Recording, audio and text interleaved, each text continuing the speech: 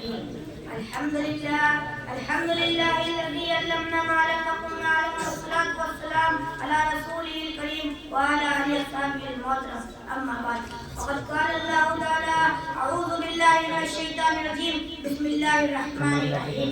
اقرأ وربك الأكرم الذي علم بالقلم علم الإنسان ما لم يعلم. صدر محترم حضرات اکابر دوستوں اور بھائیوں، کسی شاعر نے کہا ہے علم وہ دولت ہے جو لٹتی نہیں، خرچ کرنے سے کبھی گھٹتی نہیں.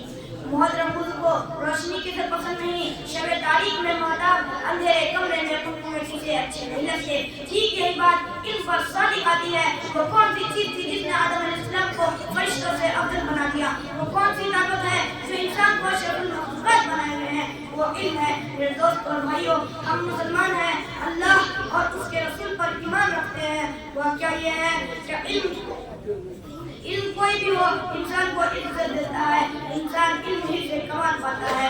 اور لشکر اور مال دولت اسے وقت کے تک عزت نہیں دیتے. اس لیے ہر انسان کو چاہیے کہ وہ علم کے حصول کے لیے سب کرم رہے.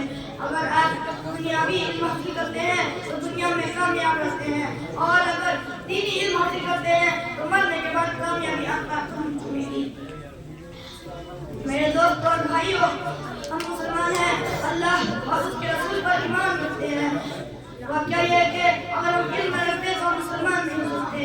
ارشاد باری تعالیٰ ہے قُلْ هَلْ يَسْتَوِي الَّذِينَ يَعْلَمُونَ وَالَّذِينَ لَا يَعْلَمُونَ إِنَّمَا يَتَذَكَّرُ أُولُو الْأَلْبَابِ. اس آیت کا ترجمہ ہے، کہہ دیجئے کہ اہل علم اور نہ جاننے والے برابر ہو سکتے ہیں اگر مند ہی نصیحت کر سکتے ہیں. محترم حضرات، آپ کچھ عقل والے ہیں، آپ کے اندر کچھ دانش مندی ہے تو علم کے اصول کے لیے سرگرم کریں. آپ اگر علم کے اصول کے لیے سرگرم رہیں پھر بھی آپ علم کے اصول سے نہ بھاگیں.